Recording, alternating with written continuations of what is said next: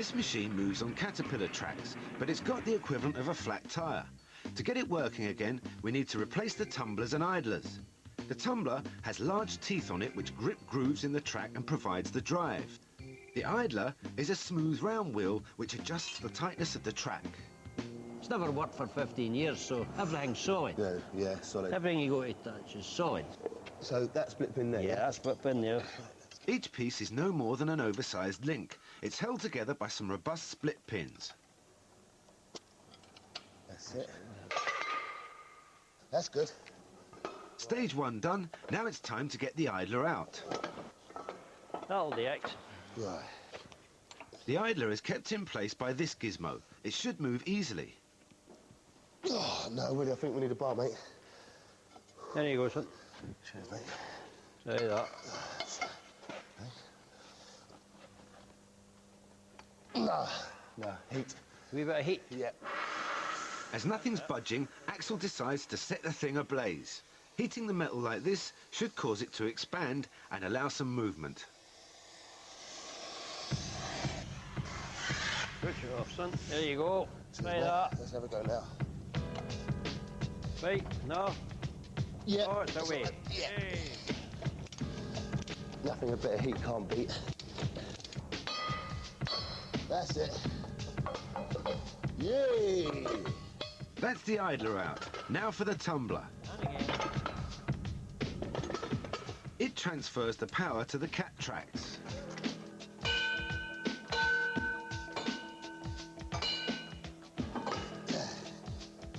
Success! Both the tumbler and the idler will be replaced by reconditioned ones. The caterpillar tracks need to be shot blasted.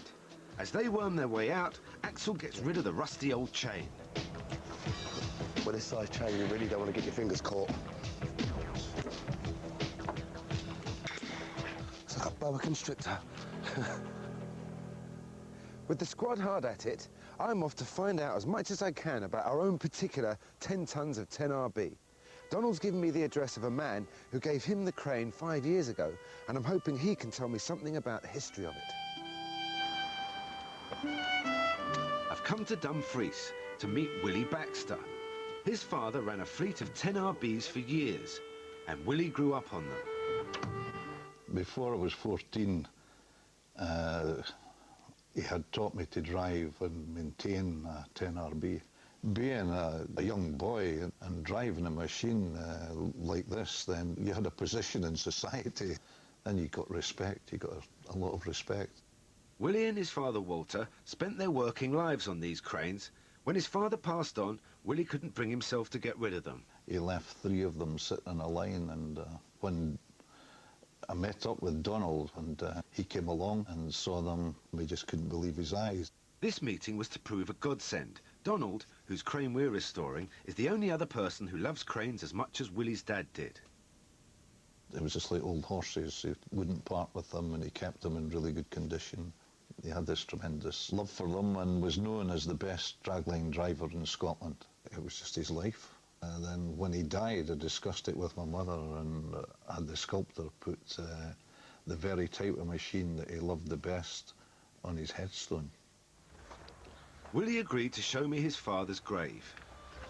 So this is where the old man's buried then, yeah? Yep, this is it. So there it is. In a quiet corner of Dumfries is the resting place of a hard-working man who was captivated by the machines he spent his life with. But he's got more than his crane to keep him company. So this was actually one of his best friends that's buried next to him not long after him he died. Yeah? Yeah, they enjoyed a few drinks together. I suppose that's quite nice. He's buried next to his drinking partner. Oh, yeah.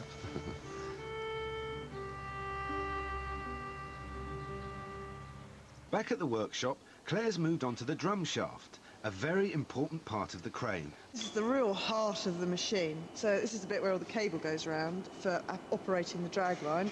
This is the brake bit, and that's the clutch. And I suspect that's probably worn, so we're going to have a look at that. The drum shafts are situated inside the cab, just in front of the engine.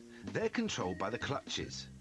When the clutch is engaged, the clutch band is pushed out against the cable drum. It's the friction of the clutch band against the drum that transfers the power from the engine. The problem with clutches is the friction material on the clutch band wears out. And when this happens, the clutch will slip and won't transmit any power. So Claire's going to check out what kind of condition the clutch bands are in. Look at that. It's down to completely bare metal there. There's no clutch band on that whatsoever. That's what it should look like. This is doing nothing. And Axel's got an eye full of bare metal as well. He's gone to a local fabricator's to meet Alan Pitt-Kethley, who's cast his expert eye over the bits of our cab. As you see, the doors, the glass is in a bit of a bad shape, but they can deglaze that. There's nothing really bashed or bent. Nah. Well, it's going to sand this down or blast it? I think if they blast that, that'll come up quite well. Yeah? Blast and paint it. Okay. However, there's still a lot of work to do replacing the parts of the cab that are too far gone. This means Mig Welding, something which Axel hasn't had great success with in the past. Goes nothing. Mig Welding is an electric process. The metal wire that makes the weld is contained inside the torch and fed on a continuous spool. So what do you reckon now? Second time. That's quite good. Yeah? I wouldn't put yourself down because there'll be a lot of paint work underneath that and rust and things, but that should tidy up. While Axel's got to grips with the welding, back at the other workshop, Claire and Willie have made some progress as well. Yeah, then we're ready to put the new band in, Claire. How hard can it be? Hey, how hard can it be? Right, you can do it. So it's exactly the opposite of how we took it apart That's then. correct. Get all the right pieces in the right place. You need about 900 hands here, don't you? Get a pin, line up the hole. Sweet that. No, that's not going anywhere. Another job done. That job well done, eh? Jerry's checking the state of the diesel filters. There you go. Oh, it certainly smells like 50-year-old diesel. It tastes like it too. These cylinders filter the fuel, and it looks like they've done it to death. I think these may need changing. Oh, God. And I tasted that. Back at the fabricators, Axel's moved on to fixing the jib. We need this sorted if it's going to be able to stand the strain of swinging a wrecking ball. Our crane's jib is made up of two parts bolted together, and the bottom half of it is in need of serious attention. Axel has to chop out the bit that has an old and dodgy looking repair. The key to doing this is to stagger the cut. If the jib was cut and repaired in a straight line, all the stress would be at one point and it could snap. This oxyacetylene torch operates at around 2000 degrees. It can cut through solid steel in seconds.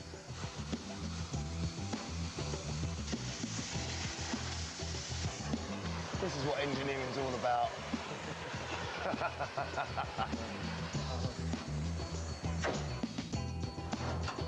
Well done, sir. I like the cut of your jib. Everything you say. So that's a bit we're going to throw away. Yeah. The next stage is to replace the duff rusted metal we've cut out by welding in new, strong, shiny stuff, making sure that we end up with an exact copy of what we started with, minus the bad bits. That looks all right, that. That's fine, yes. Right, cheers, mate. Among fans of ecclesiastical architecture, Lincoln is famous for its cathedral.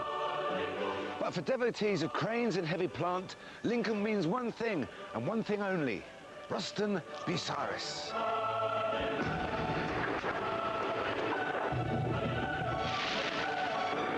Everyone I've met who's worked with these machines has utterly loved them. I want to find out, what is it about them that can charm the toughest of hard-working men? I've come to the site of the old ruston bucyrus factory to meet a man who's something of a fan himself. Derek Braunton runs the Ruston Bucyrus Archive. So, Derek, all of this would once have been the great Ruston Bucyrus Empire. It was indeed, yeah. From Bay 1 down there to 22 Bay up there. Quarter an hour's walk from one end to the other one about, and that's going some too. 3 million square feet, supposedly. 3,000 souls. And the whole place was absolutely bonkers in its time. You know, you wouldn't walk down this road now like this. You know, get run down by a fork truck or a lorry or something. We had classic occasions, I believe one occasion where the crane driver one end of the bay was on strike and the crane driver the other end was not on strike. One end of the factory could be on strike for a year before the other end would find out. Well, they soon found out. There was a very efficient bush telegraph too. At one time, this factory turned out over 1,000 machines a year. The company had a history of building the best cranes in the world and were confident about their future. As you can see from this 1970s promotional film.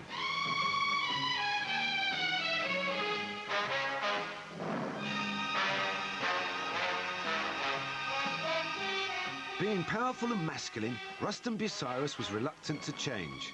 As a result, it was about to lose its dominance of the world of cranes and construction. It missed out on the next big thing, hydraulic equipment. The new hydraulic machines were more manoeuvrable and just generally easier to show off in. And for the namby-pambies that drove them, there was padded seats, radios, heating, and no doubt compulsory membership of the local synchronized swimming team. They don't use a clutch and cable like our crane. Instead, they're controlled by oil kept under pressure in a series of pipes. This technology was to revolutionize the industry, and although the company is still around in another form, the mighty ruston bucyrus of the past has gone. But Derek has saved every file and photo he could get hold of and created this archive dedicated to the company. So what is it about the RBs that people love so much? I think it's nostalgia, obviously, certainly, because years gone by, in the 1950s, 1960s, every hole had a bucyrus in the bottom of it nearly, you know, and every colliery had one. And people who worked on them were also nostalgic about the way they worked. They were saying it was almost like ballet in the old cab there. You had the leaves it was, and that's right, pedals. yes. People that drove were absolute artists. Oh, you had to learn. I remember in the 1970s, it was Newark Drainage Board, I think. They came in and traded in a 10RB from modern hydraulic machine. And this old lad who'd been driving this 10RB for donkey's years came and delivered his old machine into the factory to trade in. The old lad was crying.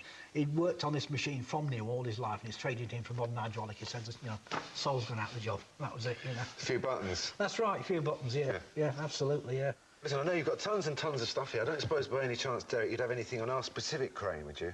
21599, I think, wasn't it? Yes. Yeah, just bear with me a minute.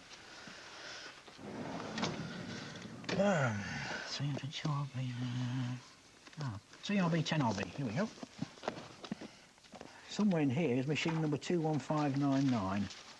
10RB machines, lot 131, and is sold to the Department of Agriculture for Scotland. Yeah, that's right. And that's the particular machine that you're working on. That's right. Yeah. There is a photo of it with the Department of Agriculture for Scotland written on the side of it. Oh, yes. beautiful. There you are. Right, how about that? Willie Baxter's dad, Walter, bought the crane from the Department of Agriculture. He used it to dig some of the first ever fish farms in Scotland. 2, 3. Back at the workshop, Axel's brought back the newly refurbished cab. The new cab is in kit form. The sides of the body and doors will bolt onto the crane base to form a structure on which the roof will sit.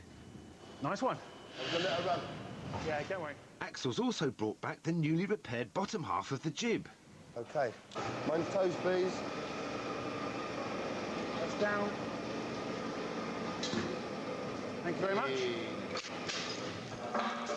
It looks brilliant, mate. It really does. No, it looks awful. It just needs a very good coat of paint. Just hope it works. It doesn't fail. In the neighbouring workshop, the crane base is getting a few coats of paint, including the appropriately named Ruston's Green.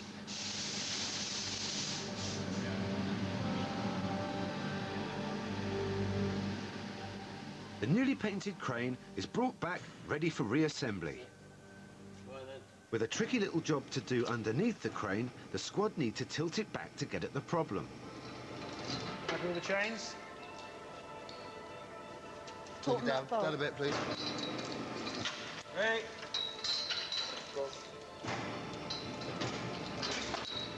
All right. Ready? Go on. Stop. Stop watching out for these things, Jerry. If you're driving the crane, you're really going to watch it. Go on.